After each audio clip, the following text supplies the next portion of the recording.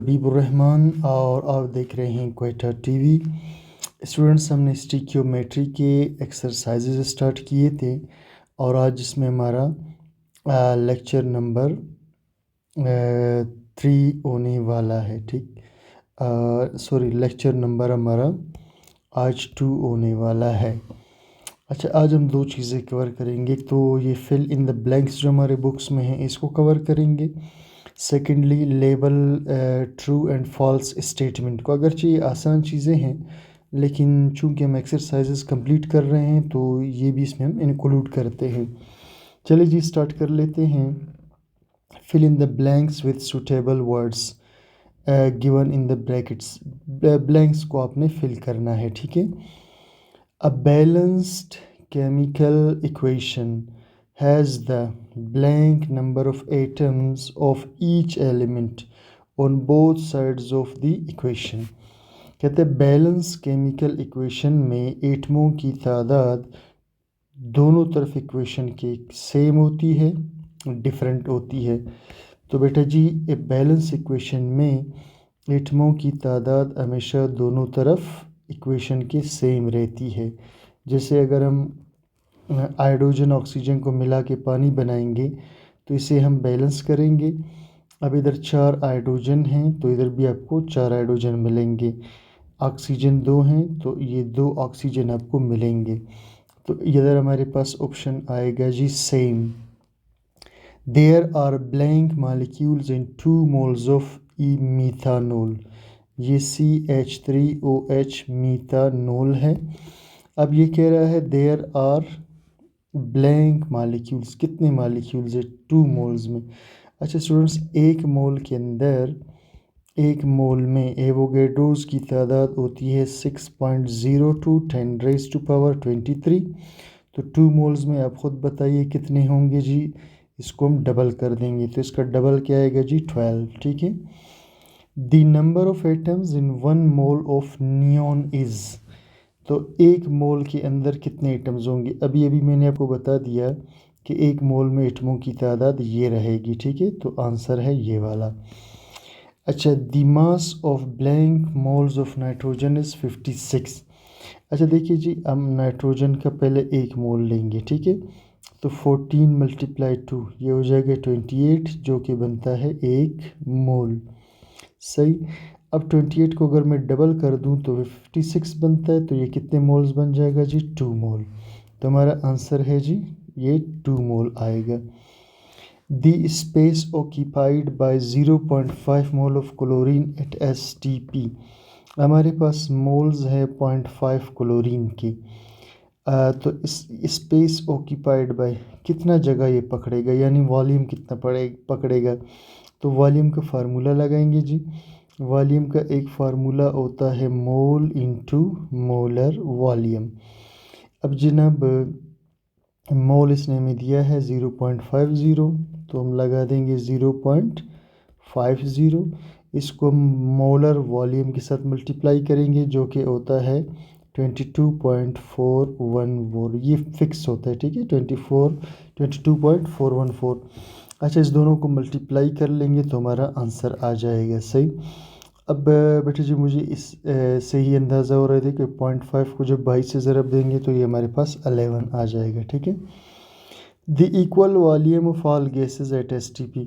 अगर equal volume हो गैसों का, यानी हमारे पास फ़र्ज़ करें 2 गैसेस हैं, एक नियॉन है एक हीलियम है, और दोनों का वॉल्यूम इक्वल है, ठीक है। यानी ये भी जो है 22.414 डेसीमीटर क्यूब है, ये भी 22.41, दोनों का वॉल्यूम सेम हो तो क्या करते हैं, नंबर ऑफ मॉलिक्यूल्स, तो उनके मॉलिक्यूल्स की तादाद सेम होगी, इक्वल होगी। तो इसमें आएगा इक्वल, दोनों की मॉलिक्यूल्स की तादाद सेम होगी। इसमें भी 6.02 10⁻23 होंगे, इसमें भी 6.02 10⁻23 होंगे। But they have different masses. तो मास इनके मुख्तलिफ होंगे। नियॉन का मास जो है वो 20 है, हीलियम का मास 4 है, मासेस डिफरेंट होंगी। The percentage of nitrogen in N2O4। N2O4 में नाइट्रोजन कितना परसेंट है। इसका आसान सा तरीका ये स्टूडेंट्स, आपने पहले जो है N2O4 को लिख लेना है, इसका मास निकालना है, ठीक है। N2O4 इसका मास 14 है, इसका मास 16 है। तो 14 2 कितना हो जाएगा जी, ये वाला 28 हो जाएगा। और 16 4 कितना हो जाएगा जी, 64। इसको आप जमा कर दीजिए, 8 और 4 12 होते हैं, एक बचेगा, 2 और 6 8 और एक ये 9। तो टोटल आपके पास मास कितना है जी, 92। अब आपने इस टोटल मास को 92 को नीचे रख देना है, यानी जो टोटल मास है, ठीक है, जिसे हम मास ऑफ कंपाउंड भी कहते हैं, इसे आप नीचे रखेंगे। और नाइट्रोजन का इसके अंदर मास कितना है, 28, इसे आपने ऊपर रखना है, ठीक है, जिसे हम कहते हैं मास ऑफ एलिमेंट। तो बस इसको हम डिवाइड करेंगे तो हमारे परसेंटेज है तो इसको फिर 100 से मल्टीप्लाई भी करना होगा। तो यहाँ हम इसको 100 से मल्टीप्लाई करेंगे। जब ये सारा करेंगे तो हमारे पास नाइट्रोजन का परसेंटेज आ जाएगा, ठीक है। तो आइए इसको चेक कर लेते हैं जनाब। इसको हम कैलकुलेटर से हल करते हैं, चेक करते हैं। तो हमने 28 को डिवाइड करना है 92 पर, और इसको मल्टीप्लाई करना है जनाब 100 के साथ। तो ये आ रहा है कितना, 30, सही है। तो 30 हमारे पास आंसर आया, ये वाला इसका आंसर होगा। अच्छा जी, आगे क्वेश्चन है जी, 1 mole of cupric oxide has atoms of copper and, इसे मैं मिटा दूँ, atoms of copper and blank atoms of oxygen, ठीक है। अब देखिए स्टूडेंट्स, इसे अगर आप खोल करके लिखें, ठीक है, तो इसमें कॉपर 2 दफ़ा है और ऑक्सीजन 1 दफ़ा है। तो कॉपर के इसमें 2 मोल्स हैं और ऑक्सीजन के इसके अंदर 1 मोल है। और 2 मोल के अंदर एटम्स की तादाद 12.04 होती है, 10 की ताकत 23। और 1 मोल के अंदर 6.02, 10 की ताकत 23 होती है। तो अभी आप ख़ुद बता सकते हैं जी, ये कॉपर के कितने मोल्स, 2 हैं, यानी 12 वाला आंसर इधर आ जाएगा और 6 वाला आंसर इधर। Limiting reactant gives least amount या मिनिमम अमाउंट ऑफ प्रोडक्ट, तो इसमें मिनिमम आएगा। लिमिटिंग रिएक्टेंट स्टूडेंट्स उसको कहते हैं जो रिएक्शन में पहले ख़त्म हो जाए। तो जो चीज़ रिएक्शन में पहले ख़त्म होगा तो वो मज़ीद प्रोडक्ट बनाना बंद कर देगा, जिसकी वजह से हम कहते हैं वो कम मिकदार देगा। Actual yield is always less, ये हमेशा कम होता है थ्योरेटिकल से।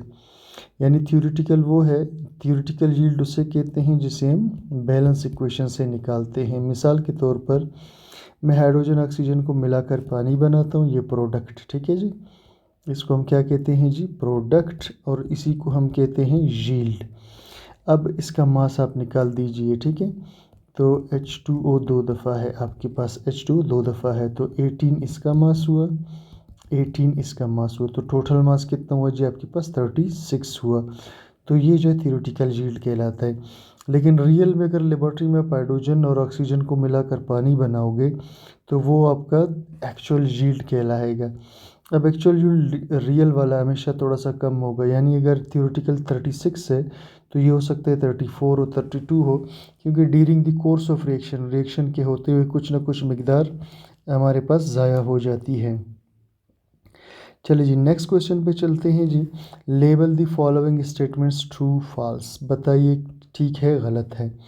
स्टिक्योमेट्री टेल्स यू दैट, स्टिक्योमेट्री आपको बताता है how to calculate the quantities of substances involve in a reaction, कि आप चीज़ों को कैसे कैलकुलेट करोगे जो रिएक्शन में होती हैं। जी ये बिल्कुल ठीक है, स्टिक्योमेट्री में हम यही करते हैं।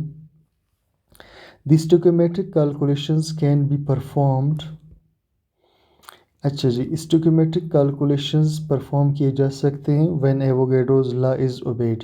नहीं जनाब, सिर्फ एवोगैड्रोस लॉ ओबेड नहीं होता, इसमें 2 लॉज, इसमें जो है एक होता है law of conservation of mass, एक तो इस लॉ को हमने ओबे करना होता है, दूसरा लॉ ऑफ डेफिनिट प्रोपोर्शंस। तो ये दोनों लॉ क्या है जी, ये अगर आप सीखना चाहते हैं तो मेरे चैनल पर स्टोइकोमेट्री के प्लेलिस्ट है, उसमें आप ये देख सकते हैं। 1 एटम ऑफ, तो ये गलत था, सही आंसर ये वाला है, ठीक है।